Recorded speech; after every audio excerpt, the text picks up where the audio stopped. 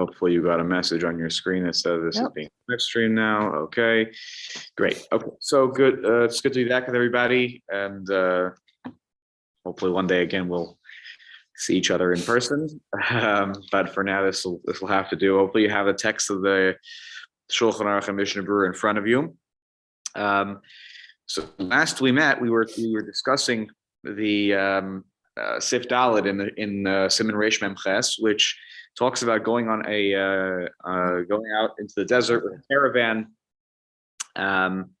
and we said that if you begin such a journey late in the week, 3 days preceding Shabbat, so it's something that you're not supposed to do.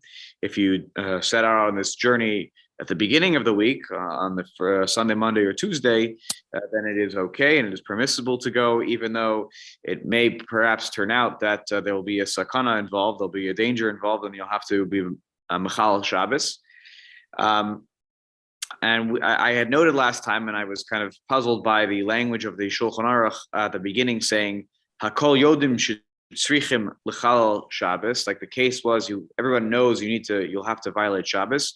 And then later on, the Shulchan Aruch saying the Macharkach Ye'eralo Sakana, that if it turns out it happens to be a Sakana, then you're allowed to violate it. And we discussed, the Mishnah Berurah had said that what this means is that you can't know for sure that you're going to have to violate Shabbos, but rather you should try your best to try, as he writes, we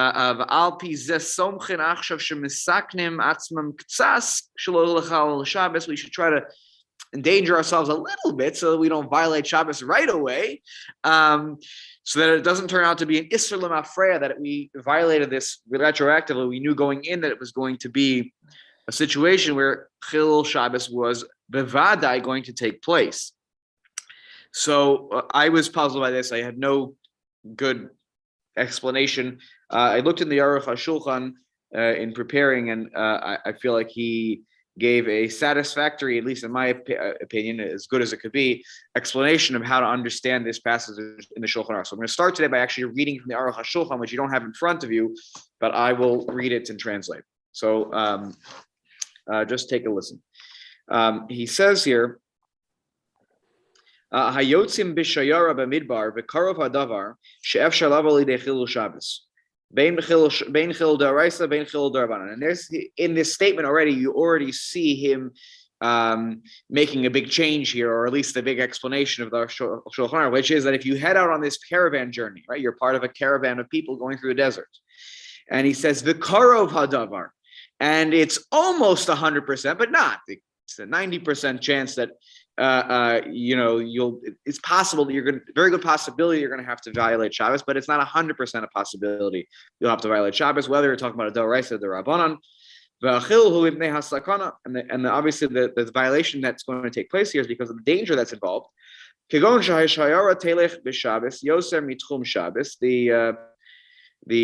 caravan is traveling out, going farther than the Tchum.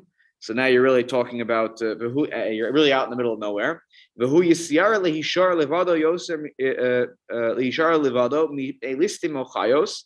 as we're going to talk about shortly today, one of the fears here is that if you end up in the desert and the rest of the caravan keeps going and you stay where you are, well, you may get attacked by wild animals, by bandits, or even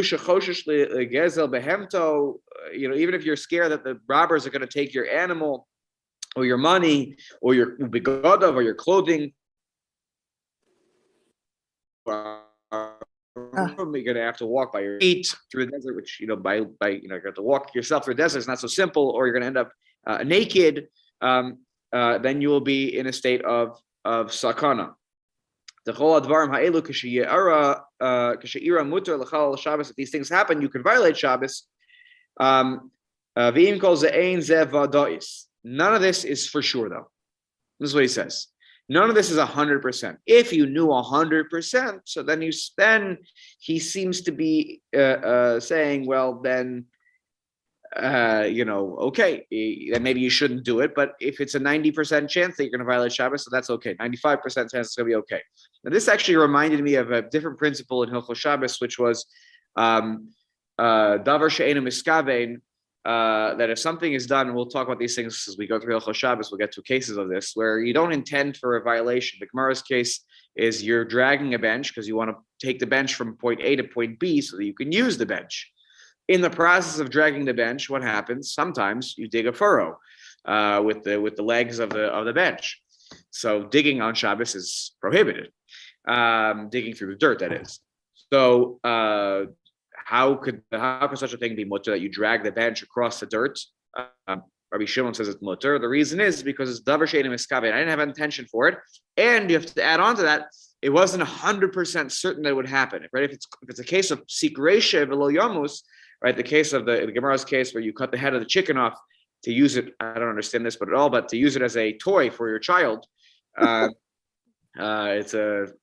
it's sold out today. By the way, it's such a popular toy. You can't get your hands on this.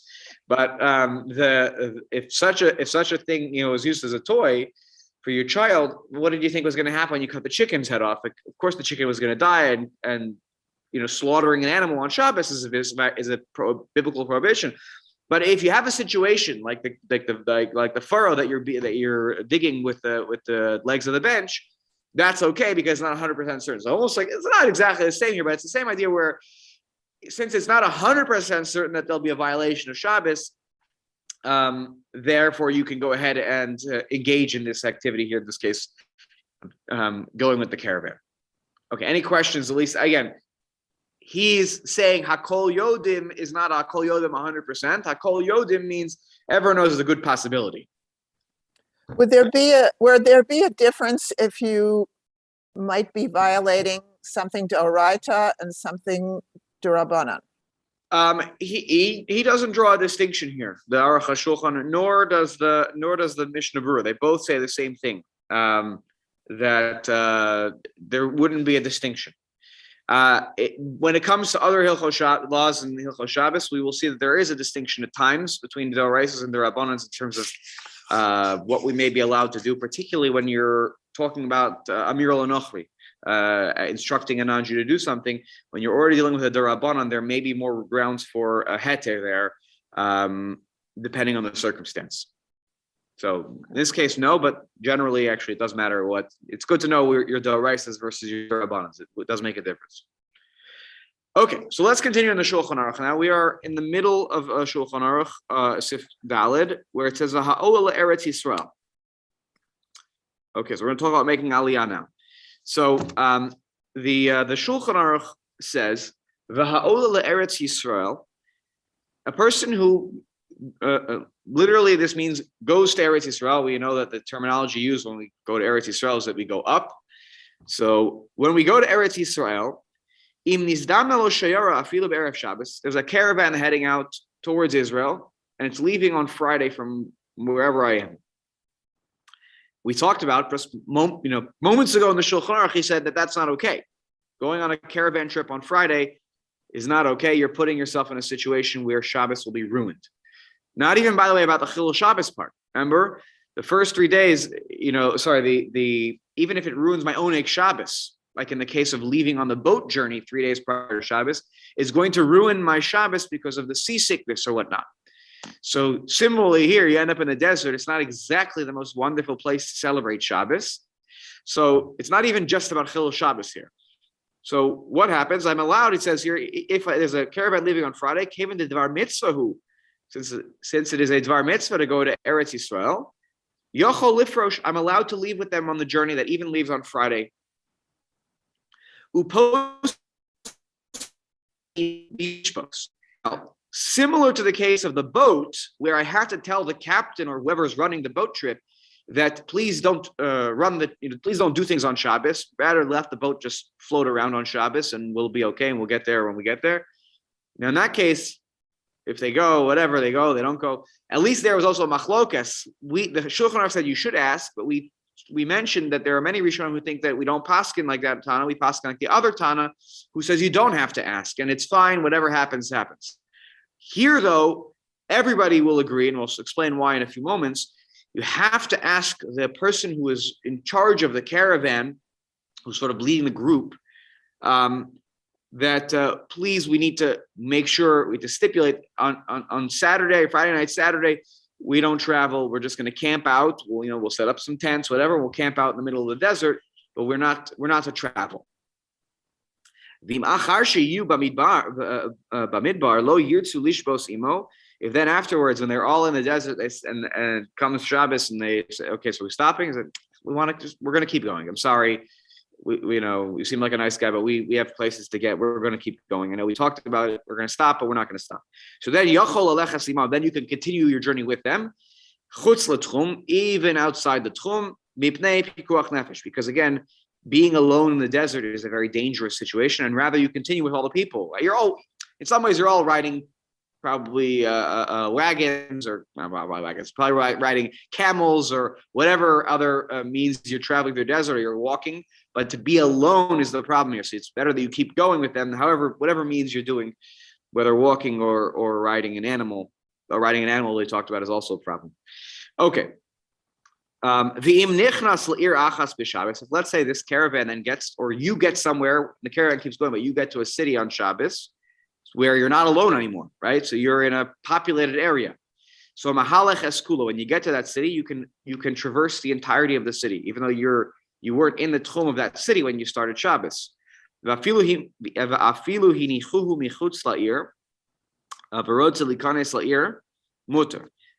if they leave you somewhere outside the city, right? So they're like, okay, my friend, we're heading this way, and he's like, oh, I see a city over there up in the distance.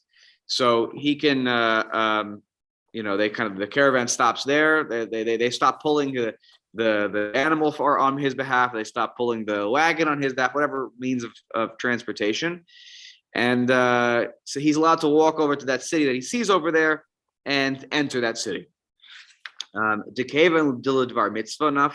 he left on this trip for the purposes of doing a mitzvah, he has 2,000 amos in every direction. Once he gets to where he's either going, or once he gets to some sort of populated place where he can be more safe, where he can spend the rest of the Shabbos more safely. I'm going to read the Ramah as well before we go back to the Mishnah Berurah. The Ramah here, this is a really interesting Ramah, which some take exception with, because the feeling is that he's being too lenient. Take a look here.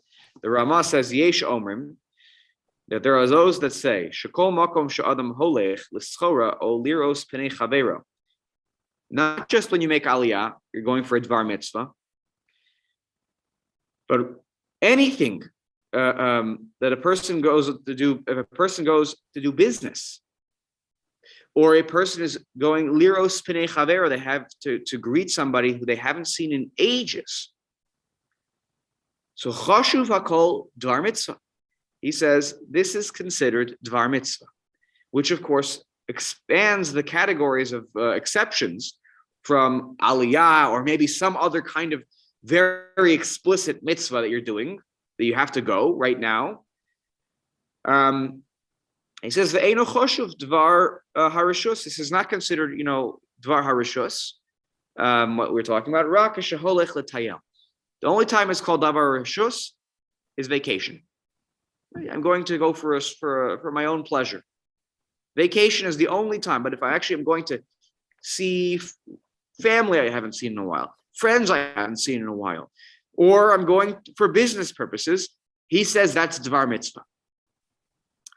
V'alkein nohagu b'ktsas mekomos lahakel be'inyan haflagas hasfinos v'halichas shayara toch shloshem. Now this of course changes the definition not for just the caravan, but for the definition of what's a dvar mitzvah for the purposes of the boat trip. And we talked about you can't leave. You can leave on a boat trip on a Friday if it's with dvar mitzvah. So now we have a much more expansive category. And he says this is why perhaps people have this minhag to go on the boat trip, and that leaves within 3 days of Shabbos starting. Ki choshvin hakol l'dvar mitzvah. People are considering all of these categories to be dvar mitzvah. Ve'ein limchos biyadan. We shall not. It seems that the Ramah is not so happy about it. By the way, by writing this line, it's not happy about it. But he's saying you should not protest what these people are doing. Since there is upon whom to rely on, there is such an opinion. And so he says, look, this is what's happening. And again, classic Ashkenazi halacha, this is already a minhag that clearly exists. So we're not going to blast everybody and call, 3/4 of the population Machale Shabbos. It doesn't make any sense to do that. We'll defend it that there's an opinion out there that says that this is okay. And therefore, don't start yelling at the people who are doing this and saying you are Machale Shabbos. You do what you do and let them be who they are. This is interesting because totally different from the ship. Here is real Mechalesh, breaking all the Shabbos rules because it's saying you can travel on Shabbos. That's basically what it's saying. Correct. Yes, it is saying you can travel on Shabbos and break all the rules. The one caveat I would say here. The one caveat about, well, why can't I just get on a plane on Friday afternoon? Who cares what time it lands? Who cares if it gets delayed? I should just be able to go, so I'll get to where I'm going in order to be at my business meeting first thing Saturday, after Shabbos. It's a fair point, but in our world, with the speed of travel that we can do, not just now that we have airplanes, but even let's say when they had trains, the speed at which you can get from point A to point B for business is completely different. And so I would wonder if this is not the case where, two things. Number one, we talked about the case of Tzor to Tzidon. Remember that one-day journey where it was mutter, even if it was not a Dvar Mitzvah? You have to know that you're going to get to a place that you're going to get to not on Shabbos. Meaning here, okay, sounds like you're going to have to, you're leaving. I hear your problem though. You're saying, why shouldn't I be able to leave on Friday? This is the case. I know I'm not going to make it on Shabbos where I'm going. I'm going on a long journey. Right? If I'm going on a short journey, we talked about, then you have to make sure you're leaving it in time so that you can get there. It's only when by boat, it was only those journeys that on the salty seas, if you remember, the salty water. So on the ocean, right, where you're going to have to inevitably do a multi-day journey. It could be multi-week journey. So I would think that in our context, with how long travel takes us, everything is kind of a short trip today with the airplane. That we would probably say that there's no comparison to going on a ship across the Atlantic Ocean today, unless you're taking a boat across the Atlantic Ocean, with the speed of our travel. So I would think that it's problematic from that perspective. But take a look here. Also, let's look at the Mishnah Berurah here. He's going to throw some. You'll understand why people don't like the Ramah here because it's a little bit inconsistent. And we'll talk about it in just a second. This Ramah is a little bit inconsistent because this is not how we treat other categories of halacha. Let's look at Chav Ches in the Mishnah Berurah, and we'll continue on from there. Rest of the comments in the Mishnah Berurah. We'll see how far we get today. The Mishnah Berurah says, "The Halul Eretz Yisrael." Go back to our case of Aliyah before we get to the Ramah, and he complicates things. Yesh Omrim Dahainu Davka Kedei Hisyasheva. Some explain what does it mean. When can I jump on that caravan? Sort of when they're leaving on Friday. That's if I'm making Aliyah. I'm going to live in Eretz Yisrael, right? I'm leaving and I'm going to live there. Vayesh Omrim the Afilu Al Minas Lahachsir says no. You could even go on that caravan, even if you're going to come back, just to go to Eretz Yisrael. As he writes here, Delahaloch Ba Hiluch Arba Amos Name Habi Mitzvah. Maybe you've heard this concept before, that even walking 4 Amos in Eretz Yisrael is a mitzvah. It's a mitzvah of Yishuv Eretz Yisrael. You would have thought that Yishuv Eretz Yisrael means literally dwelling in the land of Israel, right? Getting some property, building a house, doing what's been happening the last 70 some years in Eretz Yisrael, literally building up the land. And that's most certainly a mitzvah. But perhaps, according to this other opinion, even a situation where I am, I'm just traveling. I'm just coming for a short stay. That's also. In my Dirshu edition of the Mishnah Berurah, they write here on the side, "V'dafka k'shemechaven lekayim baze es mitzvahs yishuv Eretz Yisrael." Right, you have to have the intent to actually be there for some time. Right? Ulamim noseh rak b'shvil tayel. If you're just going for a vacation in Eretz Yisrael, the Shulchan Aruch Harav, which was the first Lubavitcher Rebbe, right? The first one? That was the first Lubavitcher Rebbe, the Shulchan Aruch Harav. That's Shneur Zalman of Liadi, I think is who it is. He writes, "Sheyesh li stapek if yesh mitzvah b'davar." He said, "I'm not sure if you're just going for a vacation, a couple weeks for a vacation. I'm not so sure." He says that that's really a mitzvah of Yishuv Eretz Yisrael. But if you're going, let's say you're studying in Israel for a year, right, you're living there, like, or if you have a fellowship for 6 months there, you're going to go. You have an apartment. You're living in the land of Israel. If you're going for a vacation, then he's not so sure. But okay, let's say you're going on this journey.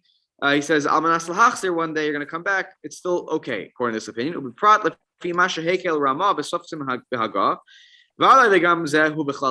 Says according to what the Ramah said at the end of the Siman, there's nothing to talk about here. What are you worried about? It's like it was already so makil. You can, even if you're coming back, in 3-4 months, it's fine. You can consider it dvar mitzvah.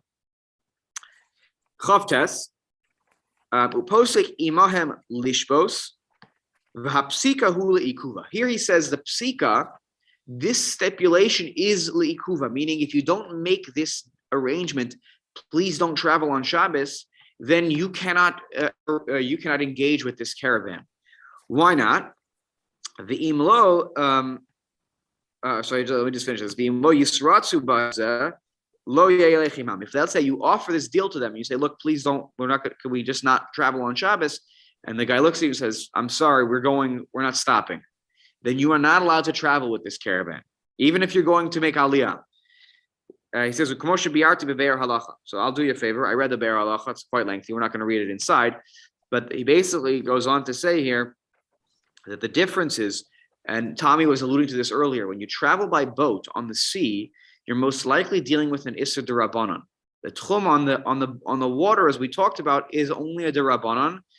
Because there really is no Tchum Midoraisa on the land. The Jewish prohibition of Tchum is patterned after the travel of the Jews in the Midbar. You understand there were no water in the Midbar when they traveled those 40 years, and so therefore there was no halacha that was patterned after traveling by water. Tchum only extends on the land, is a halacha on the land, Midoraisa. So therefore, when it comes to the caravan on Shabbos, you are dealing with a potential Isser D'Oraisa here. The travel by boat is not likely to be that case unless you're talking about traveling in something that's less than 10 Tvachim. I guarantee you most boats don't travel in water that's less than 10 Tvachim, because that boat wouldn't move because it would be too heavy and it would be right along the ground underneath that water. So that's why you have to be stipulating this, and that's why you're not putting yourself bevadai in a situation that you're going to have to violate the Isur Deoraisa of Tchum, because you told them we made a clear stipulation, we're going to stop, and then when they don't stop, now you can't stay in the desert by yourself, and that's why you can keep going. That's why here it's leikuva. Here it is something that you must do in order to permit this whole situation. Lamed, Yochol Alechas, you're able to go on this journey with the caravan for aliyah purposes. If you're terrified, you're going to end up stuck in the desert. Shema Yifkashu Bochayos Ros, and you're going to end up meeting. I love the word by Yifkashu. You're going to meet wild animals.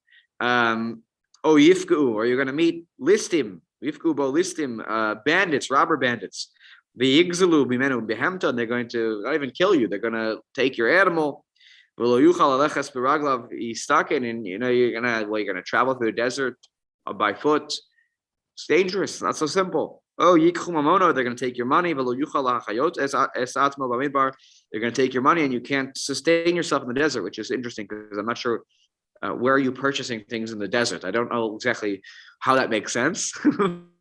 Because he's basically implying here that the money is required so that you can survive the journey, but I'm not sure what place, is there like a Dunkin' Donuts on the way, in the middle of the day? I don't know, like what are you purchasing? But okay, fine. You understand the point. Or sometimes the desert can be very cold at night, apparently. And if they take your clothing, literally all the clothing off your back, and you're walking around like in your underwear, so that's also dangerous to be in very cold temperatures without clothing. Kulam hu bichlal safek pikuach nefesh umutar leilech imam, and therefore, since it's a safek pikuach nefesh, there's a doubt whether I may or may not be in a situation of real danger. I am permitted to continue going with the caravan. Chutz l'tchum lamed aleph, I can go chutz l'tchum. V'hu adin afilu chutz liyud beis mil nami shari. I can not just go out to the tchum of alpayim amma of 2,000 amos. That's a din d'Rabbanan, right? The din d'oraisa of tchum is 12 mil, which is a much larger area. That is again based on the calculations of the Machane Yisrael, the Machane Yisrael in the desert. So you have this much larger distance you can travel, and yes, you could even go outside of that distance to continue your journey with the caravan who didn't want to stop for you. So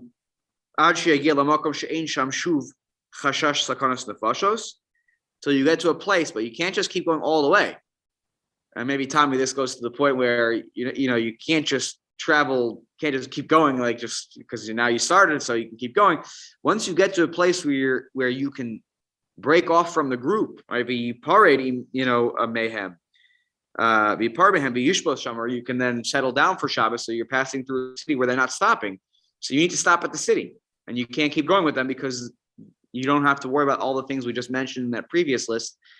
And you're good to go, or you're good to stay in that place. And from that point where that city on the way that you were able to stop in, or that yishuv, that neighborhood, there was like a small town, so you have 2,000 amos from there. Then you can draw that's a special, because you left beheter, the rabbis give you 2,000 amos at that point. It's all a din d'Rabbanan that you get those extra 2,000 amos. You'll say, well, but how come maybe you're outside your Yud Beis meal from where you started? It's a great question. I was thinking about this. I think the answer is that the rabbis gave you these 2,000 amos. Now, there's a parallel case where they give you 2,000 amos, and that is when you are taken against your will, and then you're dropped somewhere else. There they give you 2,000 amos because you didn't do this you didn't willingly go, and so it will be or better yet, let's say there's a danger. The case is not against your will, but let's say you're a doctor, or the case, and I think the Gemara is you're a midwife, and you go from here to here because someone said they got your attention. They said she's needs your attention. She's in labor, so you go and you end up somewhere else.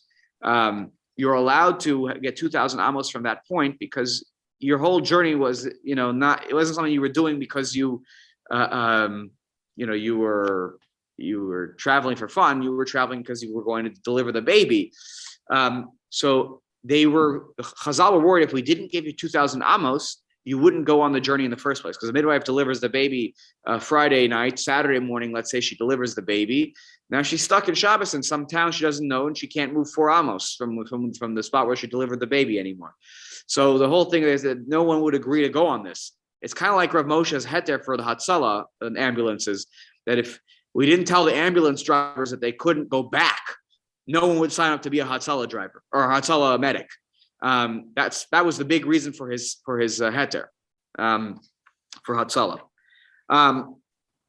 Okay, so similarly here, if you never, it's not exactly the same kind of case where there in the case of the midwife, you're saving a life or you're helping deliver the baby.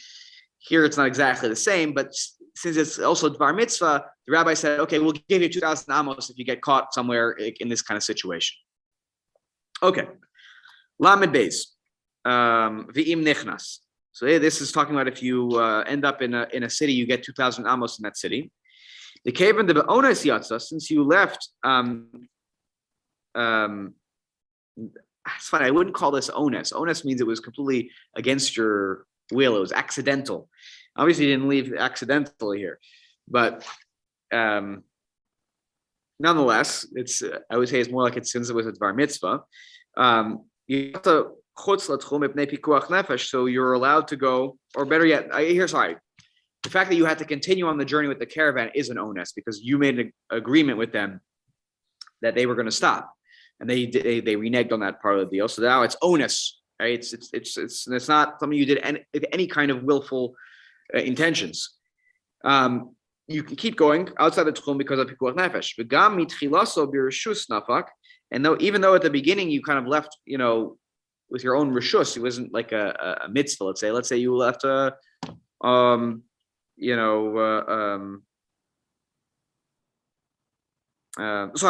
v'gam mitchilaso b'rishus nafak. You left halachically permitted to do so, right? Halacha allowed you to do this, right? You're making aliyah, great. It's not like other cases where somebody who violates Shabbos, they do something they shouldn't, they go on a trip that they shouldn't be going on at the particular moment, and then they're outside the tchum. The rabbis tell you there you only get a daled amos if you go outside the tchum. The ela daled amos. The cost of Magen Avram, the dafka kashalach ledvar mitzvah gemura, v'lo kashalach leschara. Here, people start to attack the Ramah. The Magen Avram says, no, you have to be going for it. If you in order to get those 2,000 amos, you really need to be going for a mitzvah gemura. He starts moving the goalposts on what's a dvar mitzvah. He says it's a mitzvah gemura. You have to really it has to be a thorough mitzvah, like making aliyah, like delivering the baby, right? So that's a mitzvah pikuach nefesh for the mother and for the baby. Whatever it is, if you go, you have to be doing something that's really a mitzvah, but not for doing business, right? To go sell your merchandise somewhere. Even though the Ramah's opinion, the mitzvah, the Ramah says yes, that's a mitzvah too. The schora, he says, but even the Ramah wouldn't give you that you can walk in the city that you end up in on Shabbos if you left for the purposes of business. Which I'm not so sure that he would have. That's an interesting inference in the Ramah. I'm not so sure that the Ramah wouldn't. I mean, I feel like the Ramah would have clarified that if that was the case, but okay. He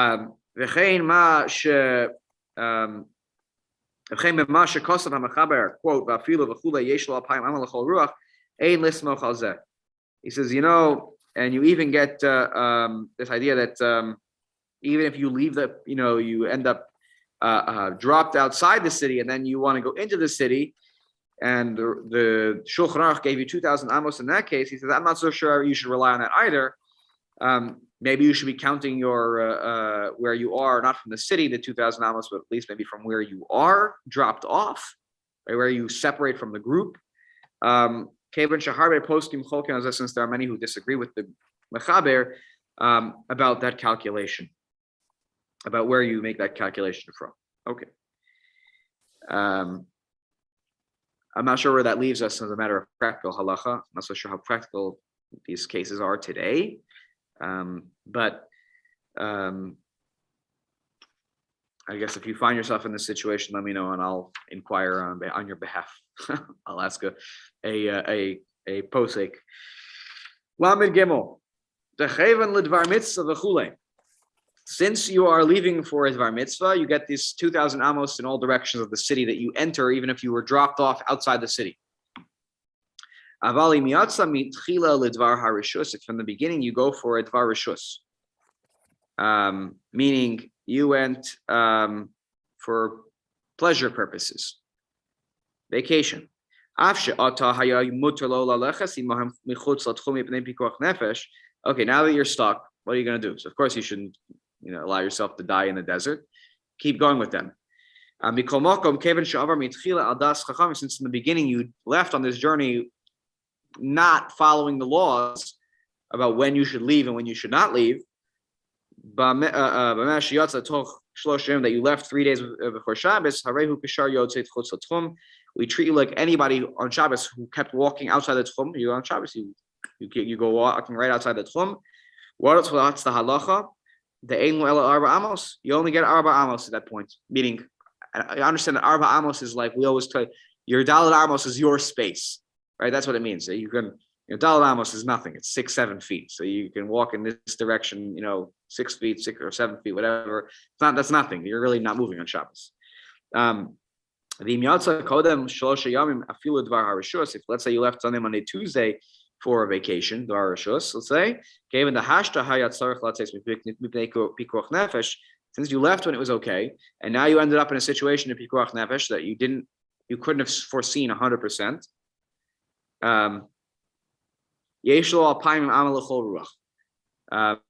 I don't know if, by the way, I'm not sure if vacation here is the only example. You could also just say like you're going for business purposes, right? Understand that people go for business.